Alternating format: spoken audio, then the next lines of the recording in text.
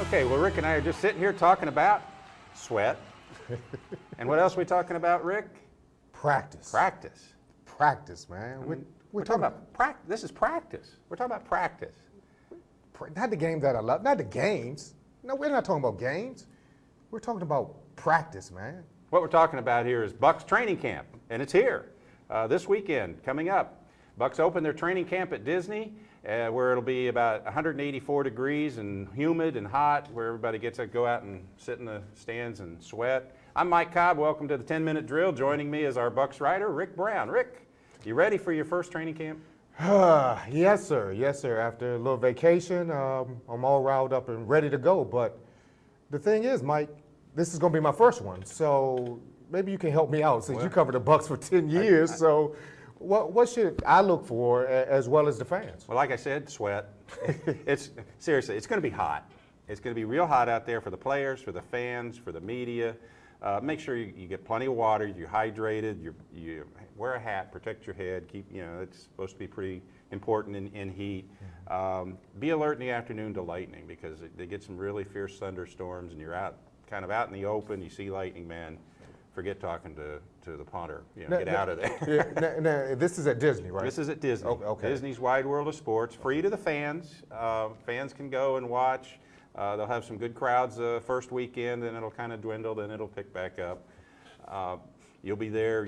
We'll have a workroom for the media, interview sessions after the morning workouts and that sort of thing. What about autographs? Will fans be able to sign autographs and stuff? Fans can get autographs. The Bucs will usually select a couple of players to come over each day and sign autographs along the front where the fans can watch. Okay. There's also an area back behind where the players go in, where there's some barricades that a lot of players will come over on their own and sign autographs. Mike Allstott used to go over there every single day and would stay there for 30 minutes talking to people, signing autographs. I imagine he'll still be around doing that. I'm sure he will. And he'll still be in demand to get autographs. Some other players are pretty good about going over and signing too. So fans can get autographs there.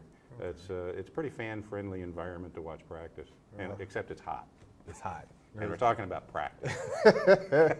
So all right, so they'll go I know they have 2 days, and practice starts at 8:30 most days, most mornings, and they'll go until 10:30ish, and then they will convene, and I guess fans can go to lunch or something like that and come back for afternoon sessions that start around 2:45 and last until 4.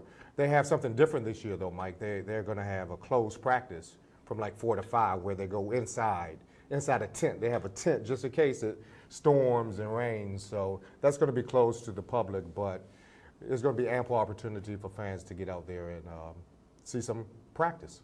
Practice. What happened last year was that they actually would schedule the afternoon practices from 2:45 to about 5. But they ended up getting rained out halfway through. In a couple of days, they actually ended up going over to a hotel at Champions Gate and practicing indoors. So this year, I think they just automatically scheduled the indoor sessions and took that into consideration. Plus, they can cool the tent. It's not a little less wear and tear on the players.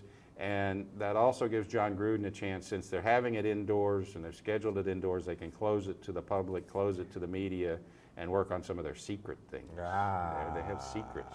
Everybody has secrets. Oh, and they're going to have one night practice as well. And that's something new. That is something new, and they said they wanted to do that just to get the guys accustomed to playing under the lights. So that should be pretty exciting. And that'll be a good night for the fans too, because it'll be cool. People will be off work. You can go out and relax and enjoy practice. Practice again. Sorry. I know Tony Dungy used to do that when they were at the University of Tampa, and the night practices were always well attended and pretty spirited, because the fans would get into it and then the players would get into it, and it would be a pretty spirited practice. Oh, I'm looking forward to it then. Yeah. This should be fun. So Rick, let's talk a little bit about some of the issues. I mean, what are some of the major issues the Bucs are looking at in training camp? The first issue is will Chris Sims show up? This saga has to come to an end eventually. Well, here's the thing. Chris is a backup quarterback. Garcia is your number one.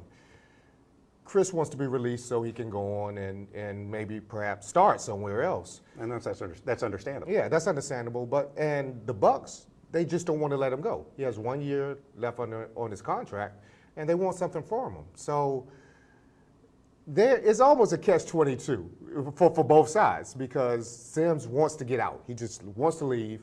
The Bucs don't want him. They don't need him. They have four other quarterbacks under contract. So he's just going to take away reps if he's there. So, but they just don't want to just let him walk for free. So I'm thinking he's going to show up. He's going to get some reps to prove he's healthy. And then the Bucs, and hopefully, well, not the other teams, but hopefully someone would need a quarterback. If he's healthy and can play, I think you might see him play the second half of the first preseason game. And then they'll say, hey, this guy's okay. What do you give me for him? And yeah, there'll be teams out there. Everybody's looking for quarterbacks. Everyone needs a backup. Everybody needs a backup quarterback. So maybe they could move him for a 6th or 7th round draft pick or something like that, or a backup defensive tackle or something. John Gruden wanted to release Chris Sims last year, and the Glazers said no. The Glazers said keep him. I think it was more just out of loyalty to Sims. He suffered a life-threatening injury, and they didn't really want to look like, you know, they're callous. They're letting this guy go. And I give him credit for that, for sticking with the guy and giving him a chance to heal and get back, rather than just cutting him loose and saying you're on your own. Yeah. But now it's time, I think, for the team to let him move on because he's not in their plans. He needs to go someplace where he has a chance to show that he can still play. Indeed, and I totally agree. You know, Chris is a great guy. I like Chris. He's cool. I think he can be a pretty good quarterback in the NFL. He deserves a chance to play. So I think he's not in the Bucs' plans. Let him go. I agree. Let him go. I agree. I totally agree. Another thing people should look forward to is receivers. What receiver is going to step up? You know you have 84, all reliable, Galloway. Joey's going to be there, even at 38, 30, 40. He'll tell you 33. He'll tell you 29 if you let him. But but he's going to be there. But who else is going to step up? I mean, Ike's going to be Ike. You get from Ike what you're going to get. He's a good 3rd and 7. You need 8 yards. He'll get 8 yards. He'll get that. He's always been that way. Mike Clayton. I think Michael Clayton's the X factor. It has to be his breakout year. Yeah. This is his make or break year. It is. It because has to be. If he doesn't, then he might as well be out the door. Well, but they also brought in Antonio Bryant, and who knows? He's shown some flashes early, but has had some issues as well. So will this be his year that he shines? I mean, everyone's saying this is his last opportunity. This year's David Boston. Yes, indeed. Yes, exactly. Yeah. Exactly. And then you have, your tight ends, Jeremy Stevens, who after his 2-game suspension will have, is supposed to play have a bigger role this year. So he was actually an impact player last year, second half of the year, when he finally got some of his other issues settled. They knew he was going to be there. He made some big plays for him down the stretch, and I think they're counting on him. And they brought in Ben Troop, I believe. Old Florida Gator. Old Florida Gator. Between the two of them, I think they're counting on those two really stepping up the receiving game. So anyway, let's move on here. A couple other things real quick. What else can we look for? Running back situation was Ernest Graham a one-hit wonder, and if he was, then you have Warwick Dunn returning. So I know Warwick Dunn was a fan favorite. And what will Michael Bennett bring this year? He has a year under his belt now, so can he bring some excitement? So that should be interesting. And on the defensive side, Aqib Talib, when will he take over? When will he take over as the heir apparent, the shutdown corner? So those are things to look forward to this year. I noticed in the running backs you didn't mention Cadillac. I really think the Bucs want to bring him along slowly. I would not be surprised if he's on the physically unable to perform list to start the year, to start training camp, and then they'll put him on IR because you don't need to rush him back right now. I mean, he's made great progress. Him on IR? He says he's going to be ready. I think you have enough backs. Wishful thinking? I think so. I mean, you have enough backs, and you don't need to rush this kid. I mean, this could be his career. His career's on the line. Why not wait another year and see what you have? So I think the Bucs will do that unless these running backs, if Warwick doesn't have it anymore and Graham was a one-hit wonder and Bennett just doesn't show up, then they may push for him. But we'll see early in camp, I really do believe. All right, well, you'll find it all out in practice. Rick, we've reached the part of the show where it's time for one more thing. You've got 30 seconds. Take it away. One more thing, Mike, and fans. You know this rumor about Brett Favre coming to Tampa Bay? Forget about it. Listen, Brett, it's been a great career.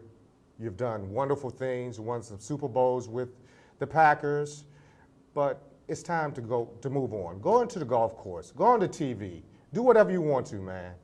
You had a great career. The Packers have moved on. I think it's time for you to move on too. Okay, well, my one more thing is also about a quarterback, but happens to be a guy named Jeff Garcia. He wants a new contract with the Bucs. He signed they kind of picked him off the scrap heap, and he proved last year he can still play. He's their guy. They have to have him happy to win. So to me, you know, the Bucs and Garcia need to get together. They need to get together right away. They need to get it settled. Need to get his contract in order so that he's a happy camper this year, and so he's ready to play. He doesn't have that cloud hanging over him. So, you know, Bucs, get it done. Get him signed. Get him happy. And then I think everybody will be happy.